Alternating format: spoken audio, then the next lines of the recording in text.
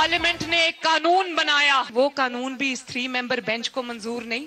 उसकी वजह ये है कि वो कानून साजिशों को वो खत्म करता है, वन मैन शो को वो खत्म करता है। आप जो मर्जी कर ले, वो तो बना के रहेगी और इंशाल्लाह वो इम्प्लीमेंट भी होंगे। आपको करने पड़े, आपको पार्लियामेंट का फैसला मानना पड़ेगा। पार्लियामेंट अपना फैसला मनवा के रहे। नाज़रीन, ये है रेड लाइन। मरियम नवाज ने जुडिशरी के मामलात को भी टेकअप किया, इमरान खान को भी धोखे रख दिया और ये भी कह दिया कि पार्लियामेंट अपना फैसला मनवा के रहेगी। इसके ऊपर ex prime minister Shahid Khaqan Abbasi से हम थोड़ी देर में भी बात करेंगे।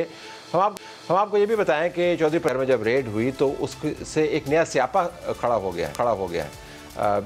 शुजात हुसैन साहब ने इसके ऊपर एक बयान जारी किया है और कहा कि इसके ऊपर वो बाद में तफसील से बात करेंगे, लेकिन अपने बेटों को तहम्मुल का उन्होंने मशवरा दिया है। चौधरी सालेक हुसैन हमें ज्वाइन करेंगे और बताएंगे कि इस वक्त उनकी फैमिली के सेंटिमेंट्स क्या हैं और वो क्या समझते हैं कि ये माहौल जो बन गया है मारा मारी वाला, इसकी जिम्मेदारी किस पर आयद होती है। पाकिस्तान तहरीक इंसाफ ने पंजाब के अंदर टिकटों की तकसीम मुकम्मल कर दी, लेकिन एक ये भी मसला खड़ा हो गया कि टिकट दिए जा रहे हैं या बेचे जा रहे हैं, और अगर 1 करोड़ 20 लाख की रकम जो बेस लाइन के तौर पर इस्तेमाल हुई है तो फिर टिकट तकसीम करने का मामला इलेक्शन से मुतल्लिक है, लोगों के मैंडेट से मुतल्लिक है, या ये कोई बहुत बड़ा धंधा है, ये भी हम इस प्रोग्राम में आपके सामने रखेंगे। खाकान भाई साहब, आपका बहुत ज्वाइन किया। मरियम साहबा का कहना है कि पार्लियामान अपना फैसला मनवा के रहेगी। एज ए सीजन पॉलिटिशियन, आपके ख्याल में क्या प्रॉस्पेक्ट है कि अब ये जो लड़ाई है जिसके अंदर अपनी बात मनवानी है हर हाल में पार्लियामेंट ने, उसमें पार्लियामेंट जो है वो सुरखरू? देखिए, पार्लियामेंट ही सुरखरू होगी, क्योंकि कानून बनाना या कानून रिजेक्ट करना ये जुडिशरी का काम नहीं है। लेकिन उन्होंने किया ये काम, उन्होंने किया और गलत, बिल्कुल गलत किया है। और अब अगर ये रिजेक्ट करते हैं इस कानून को, इन्होंने इसको हेल्ड इन अबेयंस कर दिया। एक कानून जो अभी नोटिफाई नहीं हुआ था, इस दुनिया में कोई इसकी मिसाल नहीं है, लेकिन अब वो नोटिफाई हो गया है। जी, नोटिफाई, तो उसको वो ख़त्म नहीं कर सकते। ख़त्म करेंगे, अगले दिन पार्लियामान फिर पास करे, ठीक, फिर ख़त्म करेंगे, फिर पास करें, क्योंकि ये अब इशू है आइन का कि किसका हक है कानून बनाना। जुडिशरी का ये काम बिल्कुल नहीं है, ना उनको हक हासिल है कि वो अवाम के नुमाइंदों के बनाए हुए कानून को रिजेक्ट कर सके। तो वो उन्होंने कर दिया, और एक बार तो कर दिया, दोबारा भी करेंगे। मैं सिर्फ एक्सट्रापोलेट कर रहा हूँ। नहीं, करके देख लें, फिर ही चलेगा ये मामला, आगे चलेगा। आगे कहाँ तक जाएगा? मैं जानना चाहता हूँ कि how will it play itself out आपके ख्याल में? देखिए, आप कंटेम्प्ट में बुला सकते हैं, जजेस को बुला सकते हैं पार्लियामेंट की कमेटी के सामने, जजेस को। बिल्कुल, आप पूरी पार्लियामेंट को कमेटी बना सकते हैं, ठीक, कमेटी ऑफ द हाउस से कहते हैं सबको आए, जज साहब बताएं कि क्यों हमारा कानून रिजेक्ट कर रहे हैं, और सिर्फ इस पर्पस के लिए कि एक्सप्लेन करें। जज साहब तो नहीं आएंगे, वो कहेंगे आप हमारी तौहीन कर रहे हैं, सारी पार्लियामान तौहीन जो उनकी खाले का उसकी तौहीन हो रही है। ये जज जिन कुर्सी पर बैठे हैं ये पार्लियामान ने दी हुई हैं, पार्लियामान ने आइन पास किया जिससे जुडिशरी वजूद में आई है। ये आप नहीं कर सकते जो आज ये तमाशा लगा हुआ है। मैं दोहराते हुए अपनी बात कि ये तमाशा इसी वजह से लगा हुआ कि वो कर रहे हैं। आपके ख्याल में कोई दरमियाना रास्ता आपको निकलता हुआ नजर आता है इसमें कि नहीं? इस सारे में आज जो साख मुतासिर हुई है और बेपनाह मुतासिर हुई है वो जुडिशरी की हुई है और सुप्रीम कोर्ट की हुई है। उनको इस बात का एहसास होना चाहिए कि हो क्या रहा है मुल्क में। आज जब जजेस के नाम लेकर इल्ज़ामात लग रहे हैं, आज आम आदमी कह रहा है कि ये बेंच है 3 बंदे ये फैसला देंगे।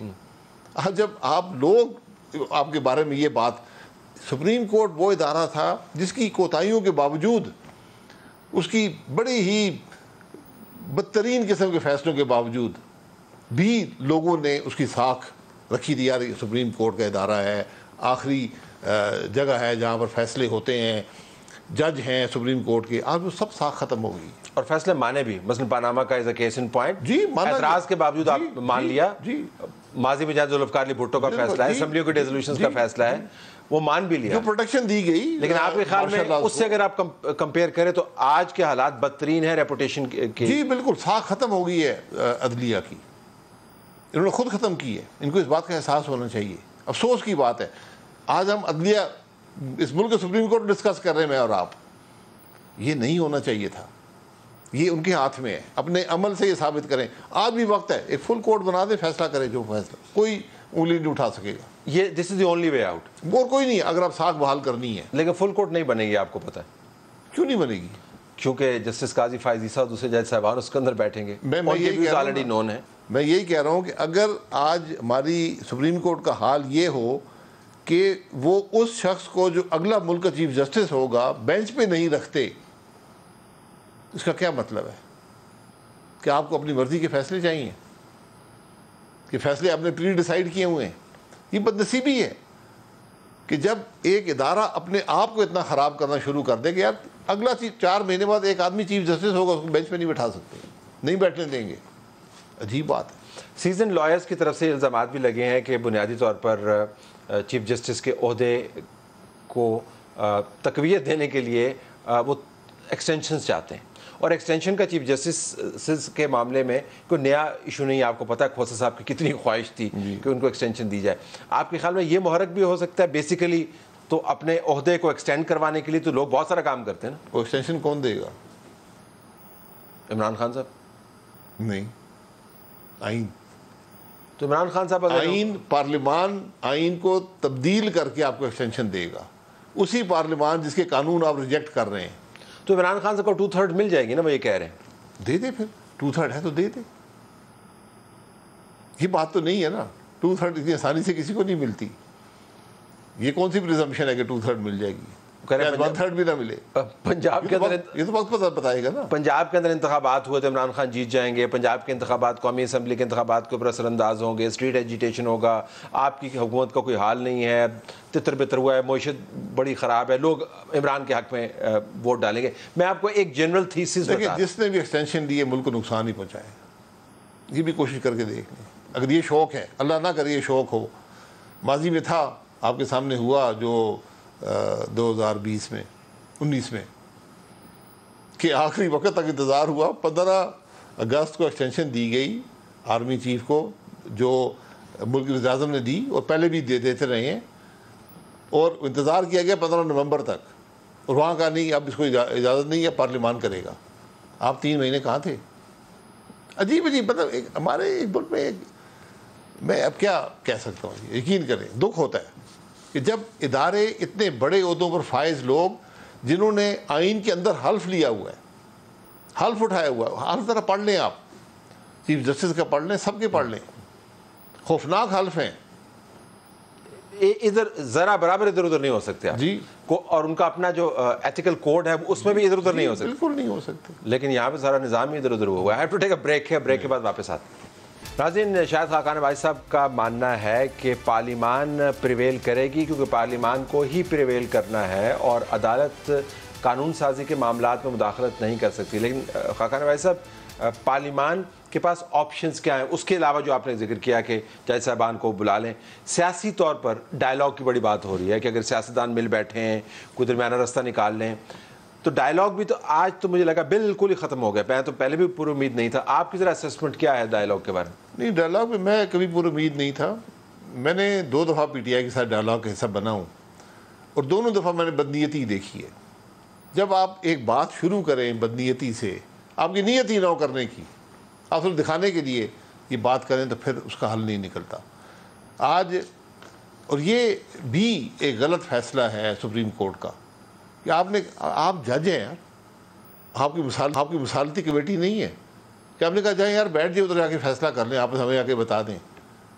آپ ایک طرف آئین کی بات کر رہے ہیں, ایک طرف آئین ان کے ہاتھ میں دے رہے ہیں کہ جو فیصلہ آپ کریں گے بس وہ ٹھیک ہے. تو پھر آپ کیوں مان رہے ہیں؟ تو مصالحتی کمیٹی نہیں بنانی. آپ سے مراد آپ نے نہیں, ہو سکتا ہے. دیکھیں, سیاسی جماعتیں کہتی ہیں شاید وہ حل نکلا ہے, سیاسی جماعتیں تو یہ کہتی ہیں شاید وہ حل نکلا ہے, انہوں نے اجازت دے دی, اب کھلی اجازت دے دی ہے. اب میرا خیال ہے جو الیکشن کمیشن نے کہا 8 اکتوبر مان جائیں سارے, بات ختم ہو جائے گی, کوئی قیامت نہیں آتی 30-40 دن فالتو ہو جائیں تو. سو یہ سہیں کہ یہ میری رائے ہے. ٹھیک ہے, جماعتوں کی رائے بھی یہی ہے, باقی جماعتوں کی رائے بھی یہی ہے. الیکشن کمیشن نے ڈیٹ دے دی ہے 8 اکتوبر کی, اور اس پہ سارے مان لیں, الیکشن اکٹھے ہو جائیں گے, آپ کے اس انتشار سے آپ بچ جائیں گے.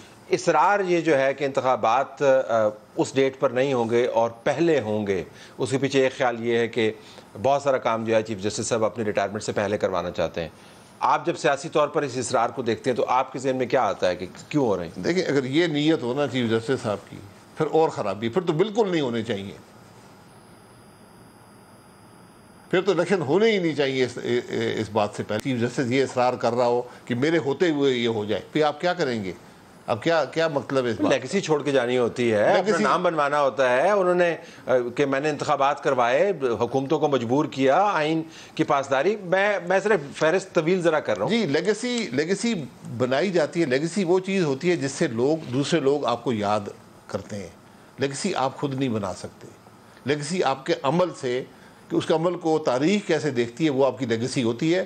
اس سپریم کورٹ کی لیگسی بہت ہی منفی ہوگی، بہت زیادہ. کوئی لیگسی نہیں ہے، نیگیٹو لیگسی ہے، گالیاں دیں گے لوگ. آپ نے ثاقب نثار کی کوٹ کو بھگتا ہوا ہے. میں آپ سے جاننا چاہوں گا کہ اس کا ہینگ اوور آپ کے خیال میں کتنا ہے اس کوٹ کے اوپر؟ یہ ایک تسلسل چلا آ رہا ہے. جب بھی جج ملک کے کمپرومائز کرنا شروع کر دیں، اس کے اثرات اس ادارے پر ہوتے ہیں.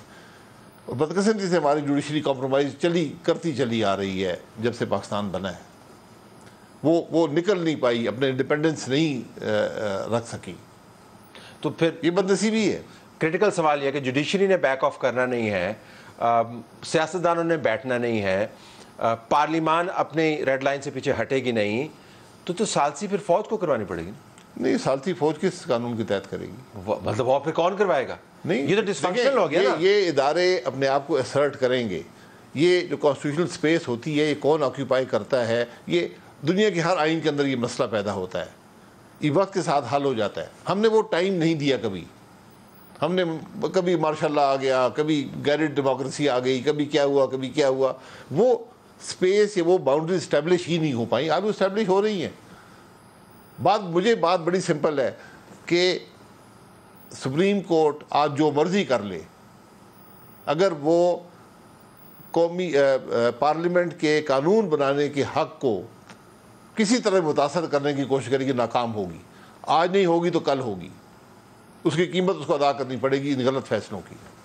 لیکن اس دوران آپ کی حکومت کو بھی قیمت ادا کرنی پڑ سکتی ہے. آپ نے کہا کنٹیمپٹ میں اگر آپ بلوا سکتے ہیں تو وہ بھی تو بلوا سکتے ہیں. یہ وقتی ہوتی ہیں، یہ باتیں وقتی ہوتی ہیں. لیکن کل پارلیمان بیٹھ کر سپریم کورٹ کے یہ ونگز کلپ کر دے، کیا کر لے گا سپریم کورٹ؟ وہ تو کہتے ہیں کر ہی نہیں سکتے. کیوں نہیں کر سکتے؟ وہ آپ نے قانون بنایا نا، ناک آؤٹ کر دیا. نہیں، ناک آؤٹ کر لے نا. آئین کو بھی ناک آؤٹ کریں گے جب سارا پارلیمان اکٹھا ہو جائے گا. وہ کہتے ہیں جو آپ کریں گے کل ساری سیاسی جماعتیں جب یہ دیکھیں گی کہ سپریم کورٹ نے ہم سے قانون بنانے کا حق ہی لے لیا ہے، وہ فیصلہ کریں گے کون سا قانون درست ہے یا نہیں ہے، پھر کچھ کریں گے نا. وہ نہیں تو ساری جماعتیں تو نہیں ہیں، تو پی ٹی آئی تو ان کے ساتھ نہیں، کل آئے ہوں گی، ساری اکٹھی ہو جائیں گی. وہ اس بات پر دیکھیں، اس میں پی ٹی آئی نہیں ہے نا. کل ہو جائیں گی نا. میں آج کی بات نہیں کر رہا ہوں. کل سال بعد 2 بعد 10 بعد ٹھیک ہے، یہی سیاسی جماعتیں جب امینڈمنٹ ہوئی مئی 2018 میں، فاٹا والی ساری اکٹھی تھی نا. مہینے بعد الیکشن بھی تھا، پھر بھی اکٹھی تھیں. تو جہاں پر پارلیمان کو ڈیفینڈ کرنے کی بات ہے، کوئی جماعت علیحدہ نہیں ہوگی. اس بات کا احساس ہونا چاہیے جوڈیشری کو.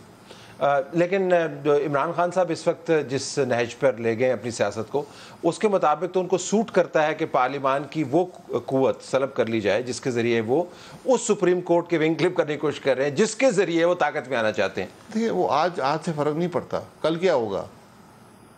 کل اگر یہی ہوا تو پھر قانون بنانے کا حق بھی پھر جوڈیشری کو دے دیں. وہ ون ٹائم کریں گے. دیکھیں وہ ون ٹائم کریں گے. جس طرح نواز شریف صاحب کو فارغ کر کے کہا جی کہ وہ دراصل کسی اور طریقے سے ہم نے فیصلہ کیا تھا، کسی اور طریقے سے فیصلہ کرنا چاہیے تھا. وہ صرف آپ کے لیے کریں گے، عمران خان کے لیے رستہ ہموار کریں گے. یہ تصور ہے پی ٹی آئی کے اندر جب ان کے لوگوں سے بات. تصور ہر ایک کے ذہن میں ہوتا ہے، لیکن تصورات سے ملک نہیں چلیں گے. اس سارے معاملے کا ملک پر کیا اثر ہوگا، یہ سوچا ہے کسی نے؟ اور کیا آج ملک کے حقیقی مسائل یہ ہیں جو عدالتیں کر رہی ہیں، جو تماشا لگا ہوا ہے؟ کیا یہ ملک کے مسائل ہیں؟ آج اکانومی کی پرواہ کسی کو نہیں ہے. کیا آپ کے اس جھگڑے سے، اس انسٹیبلٹی سے اکانومی پر کیا اثر پڑ رہا ہے؟ جس نہج پر آپ ہیں آج، سب کو بیٹھ کر اکانومی کے بارے میں بات کرنی چاہیے کہ کس طرح ہم اپنے عمل سے جو ادارے ہیں اکانومی کو سپورٹ کر سکتے ہیں. یہ آپ کی ذمہ داری ہے. آپ چھوٹی چھوٹی باتوں کے لیے کہ میرا یہ ایگو ٹرپس ہیں، یہ کوئی قانون میں اس کی بات نہیں ہے. یہ اپنی ذات کو بڑا دکھانے کے لیے، اپنی اتھارٹی کو اسرٹ کرنے کے لیے. جس ملک کی معیشت تباہ ہو جائے وہاں کوئی اتھارٹی نہیں رہتی. وہاں نہ ججوں کی حیثیت ہوتی ہے نہ پارلیمنٹ کی حیثیت ہوتی ہے. 8 ججوں کے ایگو ٹرپس ہیں. وہ تو کہہ رہے ہیں میجورٹی ہمارے ساتھ ہے. 8 ججوں کے ایگو ٹرپس تو نہیں ہوتے, ایک آدھ کا ہوگا. میں پھر گزارش کروں گا, آپ جج بناتے کیسے ہیں یہ بھی ذرا پتہ کر لیں. 2 تو آپ نے دنیا نہیں, میں نے چھوڑے, میں دیکھیں ویسے سب نے غلطیاں کی ہیں نا, یہ غلطی کی بات نہیں ہے. آج ایک پروسیس کی بات ہے. دنیا میں کوئی جوڈیشری خود جج نہیں لگاتی, ہمارے لگاتی. وہ خود یہ اتھارٹی لے لی ہے. قانون یہ نہیں تھا, آئین یہ نہیں تھا.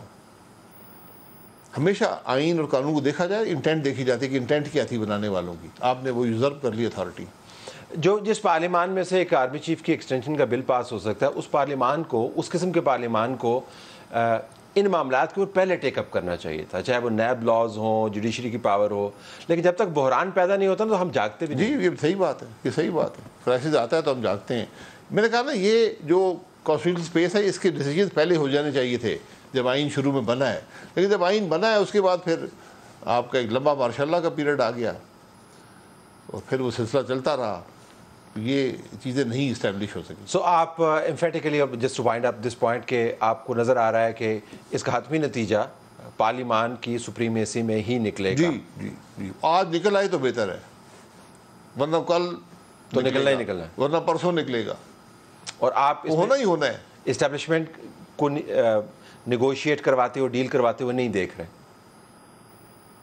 دیکھیں میں بیہائنڈ دا سینس مجھے نہیں پتا کیا ڈیل کروائیں گے. نہ کانسٹیٹیوشنل سپیس, نہ پارلیمان سیڈ کر سکتا ہے, نہ قانون کو تشریح کرنے کی سپیس وہ سیڈ کر سکتے ہیں. بڑا کلیئر ہے, قانون یہ بناتے ہیں, تشریح آپ نے کرنی ہے.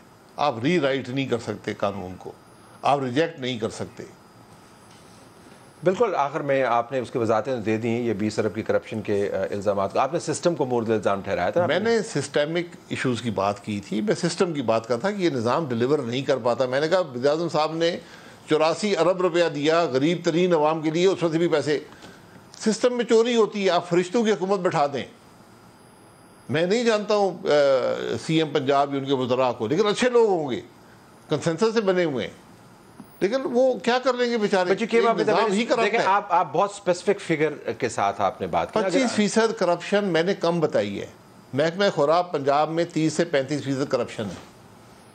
جس ادارے کے ڈسٹرکٹ فوڈ کنٹرولر 10-10 کروڑ روپے لے کر لگتے ہو وہاں کرپشن نہیں ہے. دیکھیں آپ یہ مین آف فگرز, دیکھیں نا آپ اتنا بڑا بزنس چلاتے ہیں اور آپ کو فگر جب آپ پریسائز انداز سے بولتے ہیں تو لگتا ہے اس طرح کہ اس طرح آپ کہہ رہے ہیں کہ جی یہ اتنے پیسے تو ہر حال میں گئے. میں نے 84 کا 25% لیا نا, میں تو کم نمبر بتا دیا, میں 25 بھی کہہ سکتا تھا. تو اس کے پھر میں نے ایک مثال دی, میں بات سسٹم کی کر رہا تھا. میں نے ایک مثال دی کہ یہ جب یہ حالت ہے ریسنٹ, آپ جا کے ان آٹے کی بوریوں کی حالت دیکھ لیں. 25% پروکیورمنٹ سے لے کر ڈسٹریبیوشن تک, یقین کریں یہ بہت کم نمبر ہے. اگر آپ کو حقیقت سے دیکھیں شاید 50% تک ہو. دیکھیں بطور کامیاب بزنس مین کے اور somebody who runs a corporate sector, ultimately you have to fix the responsibility نا, چاہے systemic hemorrhage ہو یا ذمہ داری پھر کس کی ہے اگر 20 بلین نکل رہا ہے. If you were to do یہ آج نہیں نکل رہا, یہ کل بھی نکل رہا تھا. آپ نے تو آج کی بات کی نا, تو آج ذمہ داری کس کی؟ وہ کچھ نہیں کر سکتے. یہ نظام کا حصہ بن گیا یہ کرپشن. میں یہی کہہ رہا ہوں, یہ نظام ہی فرسودہ اور ناکام ہو گیا ہے. آپ اس میں کوئی کام نہیں کر سکتے, اب جو مرضی کوشش کر لیں. یہ نظام کرپشن کو پروٹیکٹ کرتا ہے. میں شہباز صاحب نے 97 میں آٹے کے نظام کو چھیڑا, کوشش کی اس کرپشن کو روکنے کی. 2 ہفتے میں پنجاب سے آٹا ہی غائب ہو گیا. تو آپ کو یاد ہے کوئی شیر کا آٹا کھا گیا, پورے پھول پہ آٹا غائب ہو گیا. آپ حساب لگا لیں. یہ اتنا بڑا پیسہ ہے, اتنا زیادہ پیسہ ہے کہ وہ اپنے آپ نظام ہی پروٹیکٹ کرتا ہے اپنی کرپشن کو. اس نظام کو جب تک آپ جڑ سے نہیں اکھاڑیں گے یہ معاملہ ملک کا آگے نہیں چلے گا. آپ کا بہت بہت شکریہ. ناظرین, جب غیر یقینی کی صورتحال ہو تو حماقتیں بہت ہوتی ہیں. چودھری پرویز الہی کو پکڑنے کے لیے جب چھاپا مارا گیا تو حماقتوں کی فہرست کے اندر ایک اور حماقت کا اضافہ ہو گیا. وہ چلے گئے چودھری شجاعت حسین کے گھر, وہاں پر ان کے بیٹے موجود تھے. پھر جو بھی ہوا وہ اخباروں کی زینت بن گیا. آج چودھری شجاعت حسین نے بیان جاری کیا ہے, اس واقعے کی شدید مذمت کی ہے. صرف اپنے گھر کے اوپر ریڈ کی مذمت نہیں کی, جو طریقہ کار اپنایا گیا ہے اس کو بھی شدید الفاظ میں آڑے ہاتھوں لیا ہے. اور اپنے دونوں بیٹوں کو انہوں نے کہا کہ تحمل کا دامن نہ چھوڑیں، اور یہ کہا کہ اس واقعے کے بارے میں وہ بعد میں مزید تفصیل سے بات کریں گے۔ چودھری صالح حسین صاحب ہمارے ساتھ موجود ہیں، وفاقی وزیر، ان کا بہت شکریہ۔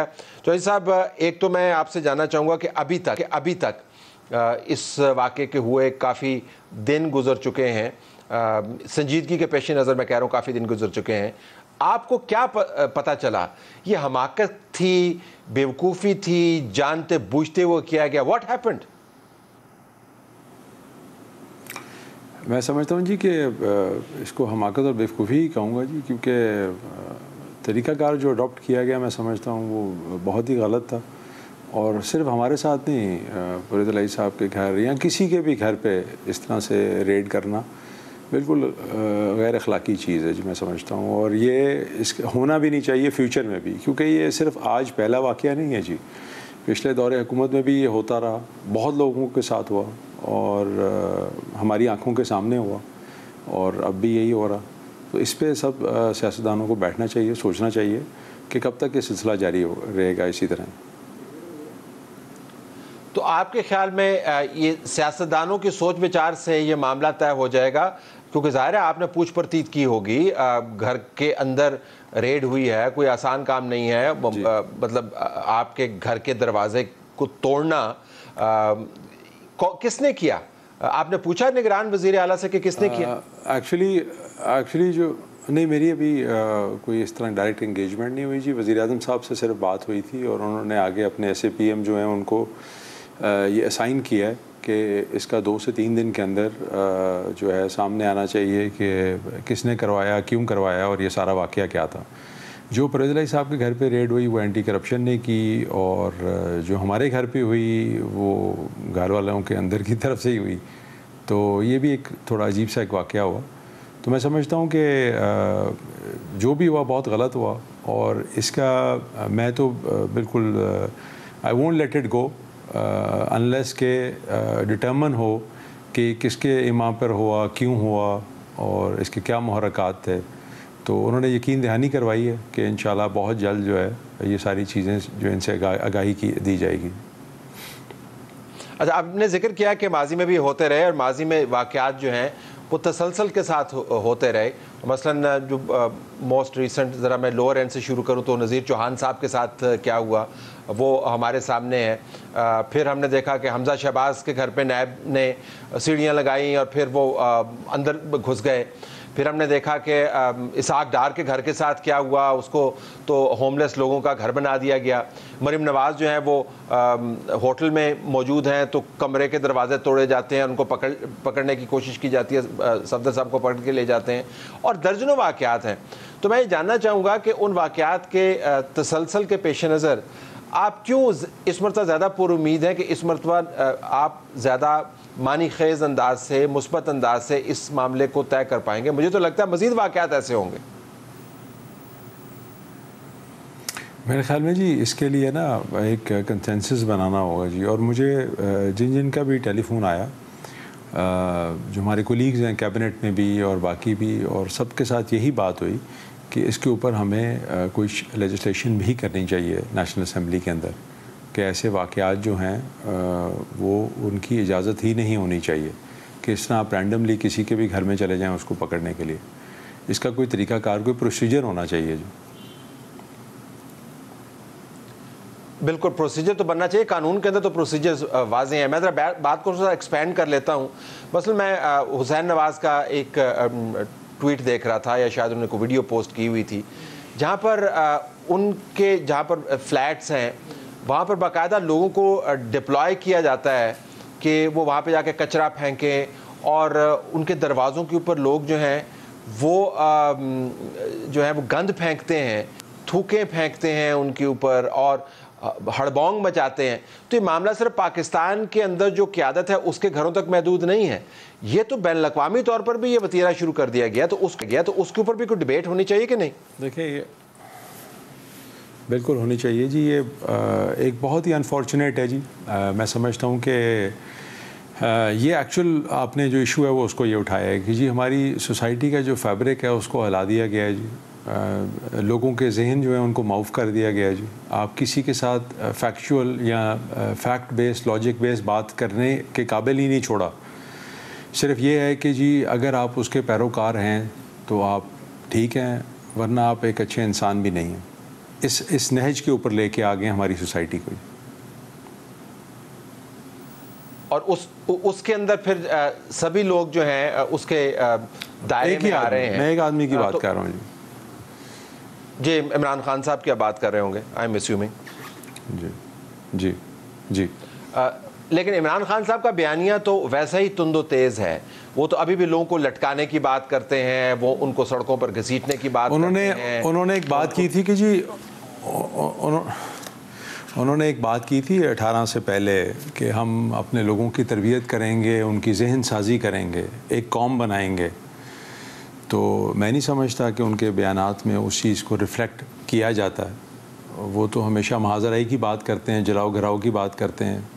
لوگوں کو گھروں کے اندر جو ہے انہوں نے صرف فروغ اس چیز کو دیا ہے کہ جی مطلب اس ایکسٹریم پہ پہنچ گئے ہیں کہ نعوذ باللہ آپ دیکھیں وہاں پہ لوگ کر کے رہے ہیں, ان کو کس درجے پہ لے گئے ہیں. مطلب مجھے تو وہ دیکھ کے شرم آتی ہے کہ اس پہ کوئی آواز بھی نہیں اٹھا رہا, اور ایسے مطلب دن رات شرک چل رہا ہے جی وہاں پہ. یہ آپ ان بیانات کا ذکر کر رہے ہیں جو سوشل میڈیا پر سرکولیٹ کر رہے ہیں؟ جی بالکل. جو وہ بچہ کہہ رہا ہے کہ جی دنیا کے سب سے جو دوسرے نمبر پہ خوش قسمت ترین والدین ہیں وہ ان کے والدین ہیں. پھر خواتین کہہ رہی ہیں ہم خان صاحب کی عبادت کرنے آئے ہیں یہاں پہ, اور پتہ نہیں کیا کیا کچھ ہے جی. اور کسی نے اس کی تردید نہیں کی پی ٹی آئی کی طرف سے, وہ تالیاں بجا رہے ہیں بیٹھ کے. تو یہ انہوں نے ہماری ایک میں سمجھتا ہوں ہمارے نہ صرف سوسائٹی بلکہ ہمارا جو کلچر معاشرہ ہر چیز کو تباہ کر کے رکھتی ہے. اچھا, اب اس میں ایشو یہ ہے کہ اگر عمران خان صاحب کی طرف سے یہ ہڑبونگ, یہ ذہن کی خرابی, یہ زبان کی جو کا لمبا پن ہے اور اس کا کھردرا پن ہے اور اس سے جو زہر اگلتے ہیں, اگر یہ جاری رہا تو ظاہر ہے ہر ایکشن کا ایک ری ایکشن ہوتا ہے, اور پھر آپ ایک ایسے اسپائرل میں گھس جاتے ہیں جس سے آپ نکل نہیں سکتے. ابھی جو بہرحال جو ریڈ ہوا آپ کے گھر پر, وہ آپ عمران خان کے بیانات سے کیسے اس کو جوڑ سکتے ہیں؟ وہ تو ظاہر ہے ریاستی ادارے اس کے اندر موجود ہیں, اس کی تحقیق تو علیحدہ ہے, یا آپ دونوں ایشوز کو آپس میں آپ کا خیال ہے کہ جڑے ہوئے ہیں؟ نہیں, وہ آپ نے وہ بات اس طرف لے کے میں نے اس لیے یہ بات اٹھائی ہے جی. ٹھیک ہے ٹھیک ہے. بہرحال وہ جو واقعہ ہوا آپ کے گھر کی ریڈ کا, اس کی آپ تحقیقات چاہیں گے. تو پرائم منسٹر صاحب نے آپ کو کس قسم کی ری ایشورنس دی ہے کہ apart from assigning his principal secretary یا جو بھی ہیں, کیا ایشورنس دی ہے کہ وہ 2-3 دن کے اندر رپورٹ مرتب ہوگی, آپ کے سامنے رکھی جائے گی؟ جی بالکل بالکل جی. مجھے آئی جی پنجاب صاحب کی بھی کال آئی تھی, ان سے بھی ڈیٹیل گفتگو ہوئی اس بارے میں, اور میں سمجھتا ہوں کہ جی یہ بالکل ایک روگ قسم کا جس طرح ہوتا ہے نا جی, کیونکہ وہاں پہ جو لوگ کھڑے ہوئے تھے ان سے جب میرا مکالمہ بھی ہوا تو وہ کوئی بات سننے کو تیار نہیں تھے جی, کسی قسم کی بھی. ان سے میں نے پوچھا کہ یہ کوئی طریقہ نہیں ہے, چاہے آپ ہمارے گھر آئیں یا سامنے والے گھر میں جائیں, کہیں بھی جائیں, آپ آرام سے دروازے پہ آتے, آپ اجازت مانگتے, اندر آتے. یہ تو کوئی طریقہ نہیں ہے کہ آپ گھر کا پہلے مین دروازہ توڑ رہے ہیں اور پھر اندر آ رہے ہیں. اور مطلب اس ساری چیز سے کیا حاصل کیا ہوا آپ کو؟ اسی طرح ہی میں سمجھتا ہوں کہ جی یہ حاصل ہوتا کچھ نہیں. اتنے سارے واقعات آپ نے خود گنوا دی ہیں. مجھے تو وہ رانا ثناء اللہ صاحب کا بھی واقعہ یاد ہے کہ ان کے اوپر منشیات ڈال دیں اور قسمیں کھائیں فلور آف دا ہاؤس پہ, قسمیں کھائی گئیں جی فلور آف دا ہاؤس کے اوپر, اور بعد میں پھر معذرتیں کرتے رہے سارے کہ یہ غلط ہوا تھا. تو ہمیں سیاست کو سیاست تک ہی رکھنا چاہیے. اگر ہم نے لڑنا ہے تو ہم پاکستان کے لیے لڑیں, عوام کے لیے لڑیں, بے روزگاری کے لیے لڑیں. ہم مطلب انہی کاموں میں لگے ہوئے ہیں, اور ساری دنیا جو ہے وہ جس رفتار سے آگے چل رہی ہے, ہم بہت پیچھے رہ چکے ہیں جی. یہ ملک کی کوئی بھی کسی کو بھی مل جائے, چاہے عمران خان صاحب ہوں, جو بھی ہو, وہ اب اتنے خستہ حالت میں ہو گیا ہے جی کہ ہمیں اس کی فکر کرنی چاہیے. لیکن ہماری یہاں پہ وہ جنگ ہی نہیں ختم ہو رہی کرسی کے لیے. اور آپ کے سامنے ہی ہے جی, سارے پرسنل 4-5 لوگوں کا ایجنڈا ہے, اس کے اوپر سارے ملک کو ہوسٹیج بنایا ہوا ہے. پوائنٹ ویل ٹیکن جی, پوائنٹ ویل میڈ. بہت شکریہ آپ نے ہمیں جوائن کیا. اب آئیے پاکستان تحریک انصاف کے ٹکٹوں کی فروخت کے معاملے کے اوپر. जस्टिस रिटायर्ड साकिब निसार के बेटे की ऑडियो तो ज़ाहिर है हम सब ने बहुत मरतबा सुनी। इस प्रोग्राम के इस सेगमेंट के लिए इस ऑडियो के कुछ हिस्से चलाना ज़रूरी है। आपको मिलने आ जाए शुक्रिया अदा करने के लिए। और ऑब्वियसली कैसी बात कर रहे हैं, वो आ जाएंगे 11 बजे तक ऑफिस आ जाएंगे, उनको टिफिन डालने आ जाएंगे बस। उन्होंने बहुत मेहनत की है, बहुत मेहनत की है, बहुत ज्यादा। तो क्या सीन है? कर ले दो बात ना। ओके क्या मतलब बात कर लेता हूँ, डन डिसाइडेड था। हेलो करके बात कर लूँ कि भेजो सामान मुझे। बेसमान भेजो नहीं, एक 20 से नीचे ना लेना तो मैं टांगे तोड़ दूंगा यार। उधर मतलब कि मेरे तो कोई इतना इशू कोई नहीं, एक 20 से नीचे ना लेना उससे। ओके। अब बाज़ लोगों का मानना ये है कि 1-20 किसी और माल की बात कर रहे हैं, लेकिन ये डाउट परसिस्ट करता है कि 1-20 बुनियादी तौर पर 1 करोड़ 20 लाख के करीब एक टिकट की फ़रोख्त का मामला है। ये 1 करोड़ 20 लाख के करीब की रकम का कोई और हवाला भी मौजूद है। एजाज चौधरी साहब की एक ऑडियो लीक हुई थी, वो सुनिए। मैं चौधरी हफीज बोल रहा सर, नवाब शाला इस्लामाबाद तो जी। तो मैं जिक्र किया सी तुहाडे नाल राणा शौकत साहब ਲਈ सानू PP 114 ਦੀ ਟਿਕਟ ਚਾਹੀਦੀ ਹੈ ਸਵਾਈ ਦੀ, ਤੇ ਉਹ ਤੁਸੀਂ ਫਿਰ ਦੱਸਿਆ ਨਹੀਂ ਮੈਨੂੰ ਕਿ ਕਿੰਨਾ ਡੋਨੇਸ਼ਨ ਹੋਏਗਾ, ਕਿੰਨਾ ਉਹ ਟਿਕਟ ਦੀ ਪਾਰਟੀ ਦੇ ਉਹ ਜੀ ਦੇਖੋ ਸਾਡੇ ਹਾਂ ਡੋਨੇਸ਼ਨ ਦੀ ਜੀ ਜਿਹੜੀ ਹੈ ਨਾ ਅਨਲਿਮਿਟਡ, ਉਹ ਜਿੱਦਣ ਆਣਗੇ ਤੇ ਆ ਕੇ ਜੀ ਚੇਅਰਮੈਨ ਨੂੰ ਕਹਿਣ ਮੈਂ ਇੰਨੀ ਡੋਨੇਸ਼ਨ ਦੇਣਾ ਚਾਹੁੰਦਾ, ਅਸੀਂ ਉਹਨਾਂ ਨੂੰ ਮਿਲਵਾ ਦੇਵਾਂਗੇ। ਚਲੋ ਠੀਕ ਹੈ ਸਰ। ਕੋਈ 10 ਮਿਲੀਅਨ ਤੋਂ ਉੱਤੇ ਦੀ 10 ਮਿਲੀਅਨ ਤੋਂ ਉੱਤੇ ਦੀ ਹੋਣੀ ਚਾਹੀਦੀ ਹੈ ਜਿਹੜੀ ਚੇਅਰਮੈਨ ਨਾਲ ਮੁਲਾਕਾਤ ਹੋ ਸਕਦੀ। 10 मिलियन तो उत्ते जे, तो 10 मिलियन से उत्ते जो है वो 1 करोड़ 20 लाख की रकम का हवाला यहाँ से आता है। अगर आप इसको एक बेस लाइन फिगर बना लें कि डोनेशन की सूरत में या वैसे टिकटों के हसूल के लिए किसी भी मुमकिना उम्मीदवार को 1 करोड़ 20 लाख रुपए खर्च करने पड़ते हैं, तो 297 अगर पंजाब की सीटें हैं, इसके ऊपर जो तखमीना आपके सामने आएगा वो हैरान कुन हद तक बड़ा तखमीना है। 3 अरब 56 करोड़ 40 लाख के करीब आपके पास रकम जमा हो जाती है। बेस लाइन फिगर लें 1 करोड़ 20 लाख की पर टिकट, और इसके अंदर जो सीटें वैसे आप हासिल करने के बाद ख़वातीन की सीटें हैं और जो मुख्तलिफ सीटें होती हैं उसके ऊपर जो भावताव होगा उसके अलावा होगा, तो 3 अरब 56 करोड़ 40 लाख रुपए सिर्फ टिकट देने के पैसे पाकिस्तान तहरीक इंसाफ के पास इकट्ठे हुए होंगे या हो सकते हैं या ऐन मुमकिन है हो रहे हों, क्यों अगरचे टिकट देने का अमल जो है वो मुकम्मल तौर पर ख़त्म हो गया है। और जिसमें जो टिकट तब्दील किए गए हैं, ज़ाहिर जब आप तब्दील करेंगे तो जो तब्दील करवा रहा है वो रकम ज़्यादा देगा, लेकिन ये सेफ़ है कि तकरीबन 4.25 अरब के करीब पैसे बना चुकी होगी पाकिस्तान तहरीक इंसाफ की क़यादत ये टिकट देने पर। अब सिर्फ टिकट पंजाब के ही नहीं है, और इसी वजह से इमरान खान साहब ने आज मज़दूर रैली से ख़िताब करते हुए कहा कि अगर इन्होंने कौमी असम्बली तहलील नहीं की तो फिर मैं सुप्रीम कोर्ट जाऊँगा, और सुप्रीम कोर्ट से क्या करवाऊँगा। तो आइन कहता है कि पख्तूनख्वा का इलेक्शन भी चाहिए, और अगर पख्तूनख्वा का इलेक्शन भी होना है, उसके टिकटों की तकसीम होनी है, तो कुल जनरल नशिस्तें हैं 115 फ़ी टिकट। अगर आप वही बेस लाइन फिगर रखें 1 करोड़ 20 लाख, तो ये बनता है तकरीबन 1 अरब 38 करोड़ रुपया। अब ज़ाहिर है अगर इमरान खान साहब ये भौचाल बर्पा कर पाए, जो धमकियाँ देते रहते हैं कि मैं भौचाल बर्पा कर दूंगा और हर हाल में इंतखाबात करवाऊंगा, तो फिर बलूचिस्तान की असम्बली भी जाएगी और सिंध की असम्बली भी जाएगी, और अगर सिंध की असम्बली जाएगी तो कुल नशिस्तें हैं 130, 1 करोड़ 20 लाख के रेट के ऊपर कुल रकम बनती है 1 अरब 56 करोड़।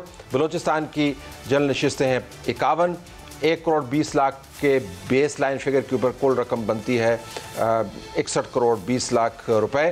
फिर याद रहे कि चारों असम्बलियाँ अगर तहलील होती हैं और इंतखाबात होते हैं तो कौमी असम्बली तो फिर नहीं बचेगी।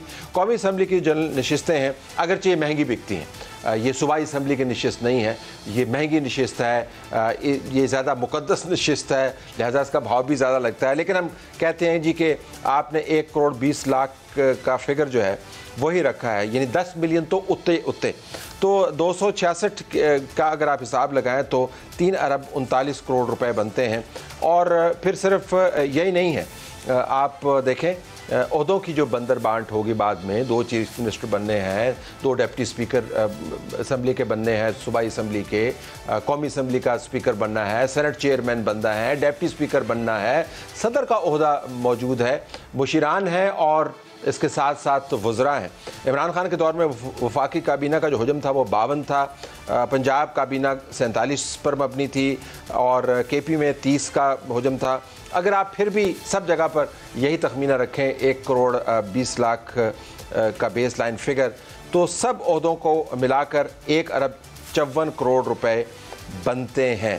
تو ملا کر ٹکٹوں کی تقسیم سے لے کر حکومتیں بنانے تک والے جو عہدے ہیں اس سے عمران خان کی جماعت کو 10 ارب 30 کروڑ 80 لاکھ روپے کا فائدہ ہوتا ہے۔ تو اب آپ کو پتہ چل رہا ہوگا کہ یہ معاملہ صرف اور صرف ٹکٹوں کی تقسیم کا نہیں ہے، یہ انتخابات کا نہیں ہے، یہ بہت بڑا دھندا ہے۔